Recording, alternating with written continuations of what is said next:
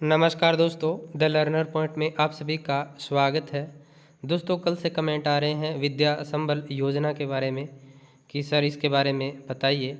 तो चलिए इसके बारे में जान लेते हैं कि विद्या संबल योजना है, इसके तहत जो शिक्षक लिए जाएंगे वो क्या प्रोसेस रहेगी और किस तरीके से आपको वेतन दिया जाएगा, क्या काम करना पड़ेगा स्कूल में, कितनी देर काम करना पड़ेगा और ये कब तक आपकी नियुक्ति रहेगी। इससे पहले दोस्तों, यदि आप सेकंड ग्रेड की या ग्रेड थर्ड की या अन्य किसी प्रतियोगी परीक्षा की तैयारी कर रहे हैं तो यस गुरु ऐप के ऊपर जो टेस्ट सीरीज़ है ग्रेड सेकंड की और जो ग्रेड थर्ड की, ये इधर अमृत टेस्ट सीरीज़ है जिसमें कक्षा 6 से लेकर के 10 तक जो राजस्थान अध्ययन की पुस्तकें हैं उनकी टेस्ट सीरीज़ है।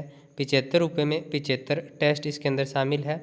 और इधर देखें दोस्तों, ये कर्मचारी चयन बोर्ड के जो ओल्ड पेपर है उनकी टेस्ट सीरीज़ है जो 55 रुपये के अंदर है, वो भी आप ज्वाइन कर सकते हैं। तो एक बार दोस्तों आप इनको चेकआउट ज़रूर करना, लिंक डिस्क्रिप्शन में दी हुई है। तो देखिए दोस्तों, विद्या संबल योजना की यदि अपन बात करें तो इसके अंदर व्याख्याता, सेकंड ग्रेड, ग्रेड थर्ड और प्रयोगशाला सहायक और पीटीआई इनकी भर्तियां हैं वो निकलेगी। यानी व्याख्याता भी लिए जाएंगे, सेकंड ग्रेड, ग्रेड थर्ड, प्रयोगशाला सहायक और शारीरिक शिक्षक है वो लिए जाएंगे। अब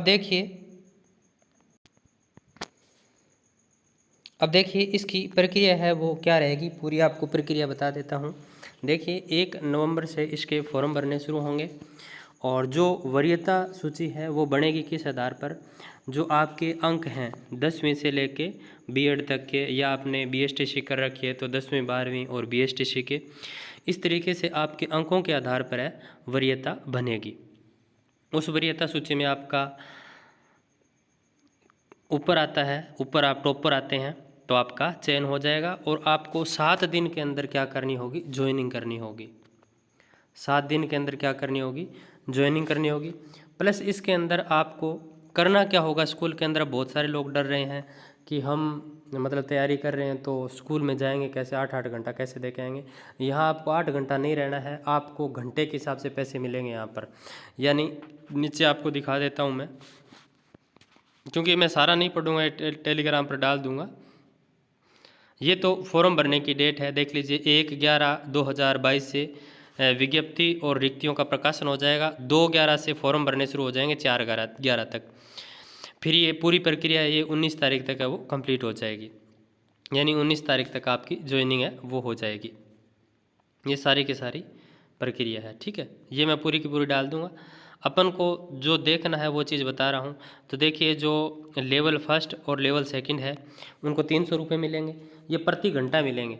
और अधिकतम आपको 21,000 रुपये मिलेंगे। यानी आपको महीने के अंदर अधिकतम इतने ही घंटे वो काम करवाएंगे आपसे कि आपके 21,000 रुपये बन जाए, ठीक है। यानी 1 या 2 घंटा लेकर आना है आपको विद्यालय के अंदर रोज़, इससे ज़्यादा नहीं लेके आना।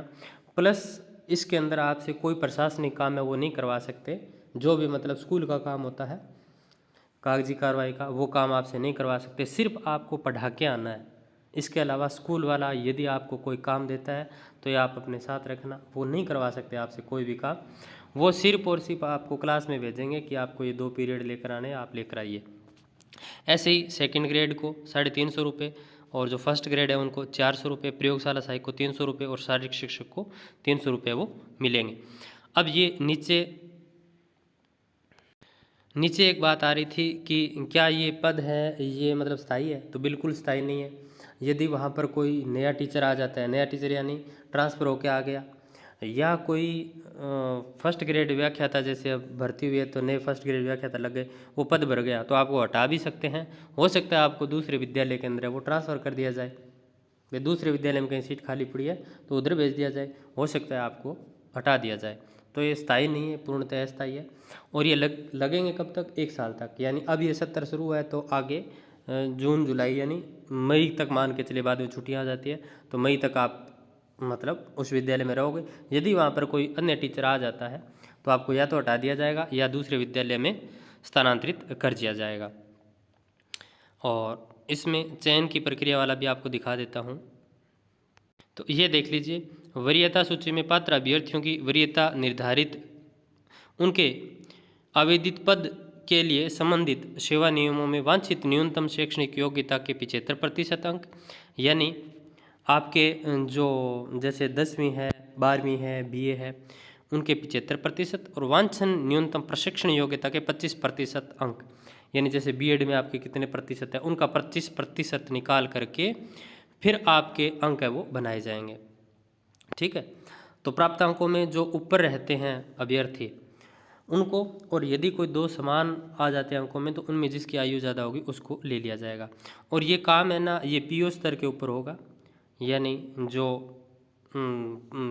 विद्यालय के अंदर प्राचार्य होते हैं वो और उनके साथ दो मतलब जो लेक्चरर हैं वो मिल करके उनकी एक पूरी कमेटी बनेगी और वो आवेदन लेंगे, आवेदन ले करके फिर वरीयता सूची वो बनाएंगे। बाकी है ना, ये जल्दी पदों का आ जाएगा 1 तारीख को कि किस विद्यालय के अंदर कितने कितने पद खाली है, तो वहाँ पर वो फॉर्म है वो डाल सकते हैं।